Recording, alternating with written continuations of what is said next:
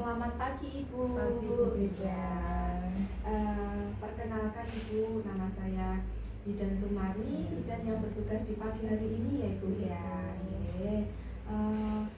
Mohon maaf Ibu, tadi setelah saya lihat leres nggih Ibu, itu anak Ibu atas nama anak K, usianya 3 tahun ya Ibu. Oh iya, tadi nggih Ibu, keluhannya hidungnya kemasukan bunga petai Cina gitu. Oh nggih, nggih. Oh ya. Nanti ya Bu, nanti di sini saya akan menjelaskan tentang pengertian dari pertolongan pertama cedera pada anak, nggih. Nanti saya kira-kira membutuhkan waktu sekitar 10 menit nggih Bu untuk menjelaskan nggih. Gimana Ibu posisi duduknya, sudah nyaman? Alhamdulillah sudah. Oh iya, sudah bisa dimulai nggih Ibu nggih. Langsung saja Ibu, di sini yang pertama saya akan menjelaskan tentang pengertian dan pertolongan pertama pada perawatan secara langsung kepada orang yang terluka atau yang cedera Ibu. Pertolongan pertama itu biasanya dilakukan pada tempat dan perawatan medis yang tepat Ibu. Kados putrane jenengan itu tadi itu juga salah satu jenis cedera Ibu. Jenis cedera itu bisa terjadi, biasa terjadi pada anak itu biasanya satu kecelakaan. Kecelakaan itu bisa jatuh, bisa ya Bu ya, mungkin jatuh dari bermain. Kemudian ada yang tersedak Ibu. Kadang anak kecil pas makan atau minum tersedak, itu juga salah satu cedera Ibu. Kemudian yang ketiga, kemasukan benda asing ke hidung, yang pangapunten seperti adiknya tadi, tadi keluhannya kan kemasukan bunga petai Cina, itu adalah salah satu benda asing yang masuk ke hidung. Kemudian yang keempat, selain ke hidung itu ada juga yang kemasukan benda ke telinga Ibu, ke telinga itu juga salah satu cedera. Kemudian ada juga luka bakar, itu juga salah satu jenis cedera. Nah, itu tadi kan sudah dijelaskan untuk jenis-jenis cedera. Kemudian yang selanjutnya beda jenis cederanya, beda jenis penanganannya nih Ibu. Itu di sini saya akan menjelaskan berdasarkan jenis cederanya.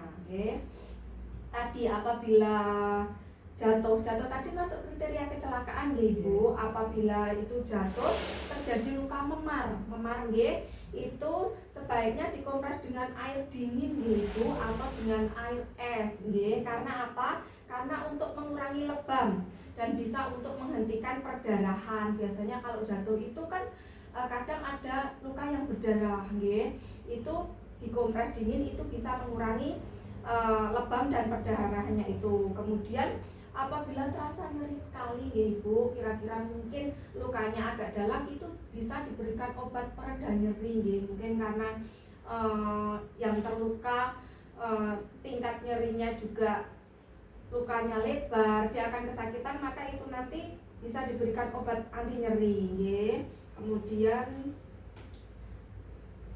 apabila pembengkakannya semakin parah Ibu, seumpama itu sudah dikompres air dingin tapi kok malah tidak reda, tapi malah semakin bengkaknya semakin parah, nah itu berarti harus segera dibawa ke rumah sakit. Tapi pertolongan pertamanya tetap itu tadi dilakukan kompres dingin Kemudian jika terjadi luka, kalau tadi kan memar ya Ibu, cuma memar kalau ada luka artinya di sini adalah luka yang terbuka Ibu itu yang pertama kita lakukan, yaitu kita membersihkannya dengan menggunakan cairan Ibu, bisa cairan steril Ibu. Sedangkan untuk menghentikan perdarahannya kan itu keluar darah, bisa ditutup dengan kain atau kasa steril Ibu, agak ditekan sedikit, jadi kayak di tap gitu biar perdarahannya bisa berhenti gitu Kemudian tadi memar, kalau memar kita kompres, kemudian ada kalau luka kita bersihkan dulu lah. Di sini kalau terjadi patah tulang Ibu, kita kan tidak tahu namanya jatuh itu kan tidak bisa diprediksi lukanya. Kalau misalnya terjadi luka patah tulang itu, kita buka dulu dan kita periksa area yang cedera Ibu kalau ada yang luka kita perban dulu kemudian kita balut dan kita pasang bida Ibu misalnya di tangan nggih, itu cedera kita berikan bidai biar dia tidak untuk mengikat, biar tidak banyak pergerakan. Ngoten nggih, itu pertolongan pertama. Tapi setelah itu nanti tetap kita bawa ke rumah sakit kalau yang untuk yang patah tulang ini nggih. Kemudian tadi jenis yang kedua untuk cedera itu ada yang kecelakaan tadi sudah nggih, ini yang nomor 2 ada yang tersedak Ibu nggih. Kalau tersedak itu kan tidak disengaja Ibu, itu bisa terjadi pada anak-anak biasanya Ibu, mungkin dia makan sama lari-lari itu juga bisa, itu bisa menyebabkan tersedak. Nah, itu hal apa yang bisa dilakukan apabila mungkin kita menemui anak-anak yang tersedak nggih. Yang pertama kita lakukan tindakan yaitu back blows Ibu. Back blows itu caranya letakkan anak pada posisi tengkurap.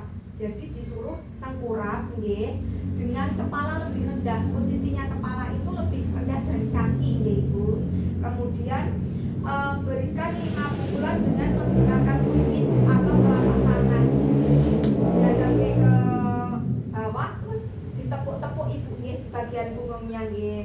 Itu. Kemudian langkah yang kedua, apabila back blows tadi tidak berhasil, bisa menggunakan Heimlich maneuver Ibu. Di sini Heimlich maneuver itu pengertiannya bila sumbatan masih tetap terjadi setelah dibalikkan adiknya tadi, diberi pukulan 5 kali, kok masih belum ada pengurangan, dia masih belum bisa bernafas, itu kita menggunakan Heimlich maneuver ya Bu, itu yaitu setelah berbalik ke belakang dan anak lingkaran kedua lengan mengelilingi badan anak, pertemukan kedua tangan, jadi kayak dirangkul dari belakang, dirangkul perutnya dari belakang nggih.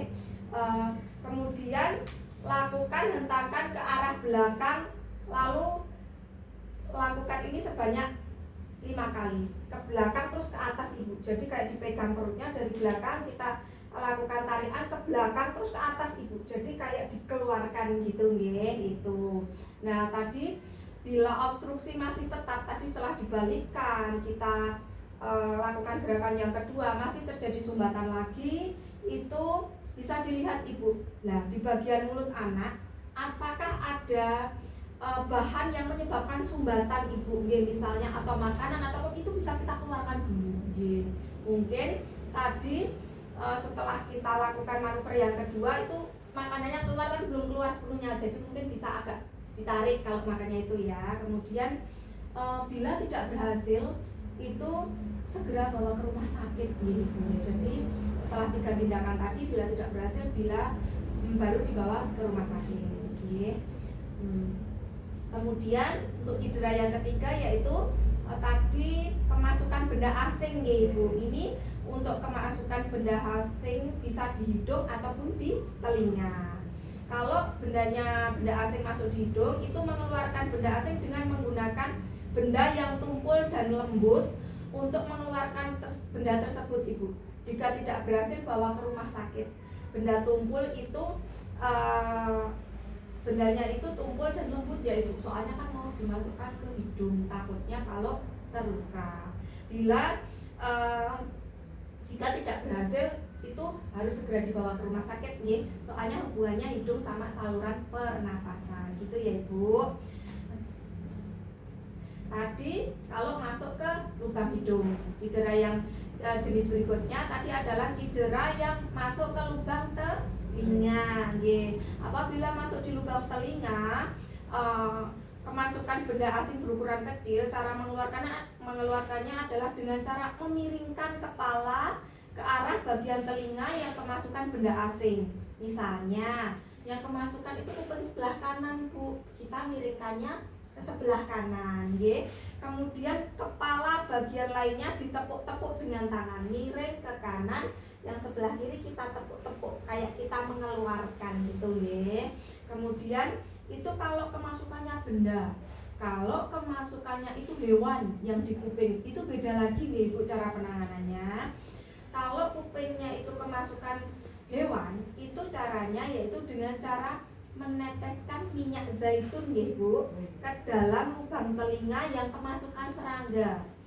Misalnya yang kemasukan itu kuping sebelah kanan, itu yang ditetesi minyak zaitun tadi juga kuping sebelah kanan gitu nggih. Itu maksudnya untuk membunuh serangga dan dapat menghindari aktivitas serangga yang berbahaya di dalam telinga seperti menyengat atau menggigit. Jadi biar tidak menyengat atau menggigit itu tadi nggih.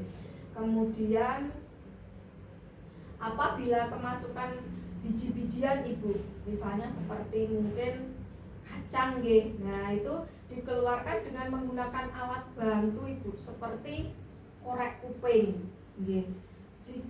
Itu tidak boleh menggunakan air atau minyak gitu. Kalau itu kan benda padat, itu tidak boleh dikeluarkan dengan menggunakan bantuan baik air ataupun minyak. Itu tidak boleh karena apa? Karena dapat menyebabkan biji-bijian tersebut mengembang Ibu. Jadi akan bertambah susah. Nanti kalau dialiri air itu yang bijinya akan semakin tambah membesar lah, itu akan semakin mempersempit lubang Ibu nggih. Jadi itu akan tambah sulit lagi nggih. Kemudian untuk jenis cedera yang terakhir yaitu salah satunya adalah luka bakar Ibu. Luka bakar itu bisa mungkin karena api ataupun karena air panas nih Ibu, juga itu salah satu luka bakar. Apabila terjadi luka bakar itu penanganan yang pertama adalah cukup dialiri dengan air biasa nggih Bu. Air biasa mawon selama 10 menit nggih. Tidak boleh air es, tidak boleh pakai odol, tidak boleh pakai minyak goreng. Pakainya cukup air biasa dialiri selama 10 menit nggih. Agak lama ya Ibu mengalirinya ya. Jika tidak ada air, tutup dengan kompres lembab nggih Bu, tapi tidak dingin nggih, cuma lembab aja ya. Tutupi luka dengan perban atau kain bersih. Setelah dikompres tadi bisa ditutup luka dengan perban atau kain bersih yang tidak lengket Bu. Takutnya nanti kalau lengket lukanya malah bisa membuat luka nggih. Nanti dilepas terkelupas. Ngaten nggih. Pastikan perban atau kain menutupi seluruh daerah kulit yang terbakar. Kalau perban pastikan semua tertutup, jangan tengahnya tok nggih. Untuk meredakan rasa nyeri mungkin itu bisa menggunakan cara alamiah Ibu. Mungkin bisa digunakan lendir dari lidah buaya nggih. Itu untuk anak maupun untuk dewasa aman nggih Bu. Bisa menggunakan lendir lidah buaya. Kemudian apabila semakin parah atau semakin buruk keadaan, nanti segera bawa ke tenaga kesehatan Ibu, karena luka bakar itu luka yang resiko terjadi infeksi, tapi bisa dilakukan pertolongan pertama. Itu ya Ibu. Kira-kira tadi sudah paham ya Bu? Kira-kira sudah saya jelaskan tadi ya. Bisa saya ulang sekali lagi ya Ibu. Apabila terjadi luka bakar Bu, ya itu tadi kira-kira hal pertama yang bisa dilakukan gitu apa Bu? Dialiri air dulu, tapi tidak boleh dengan air es. Oh iya. 10 menit. Iya. Kemudian bisa dikasih air liurnya lidah. Oh iya, benar. Iya, sudah paham ya Ibu nggih, berarti nggih. Mungkin ada yang ditanyakan Ibu atau ada yang kurang jelas dari penjelasan saya. Sudah jelas nggih? Oh iya. Mudah-mudahan nanti setelah menerima penjelasan ini Ibu bisa memahami penjelasan saya. Apabila terjadi apa-apa mungkin nanti bisa melakukan pertolongan pertama ya Ibu. Nanti kalau tidak berhasil dibawa ke fasilitas kesehatan. Ya, begitu ya Ibu. Terima kasih atas kunjungannya. Mudah-mudahan Ibu Kale Putra sehat selalu. Terima kasih Ibu. Terima kasih.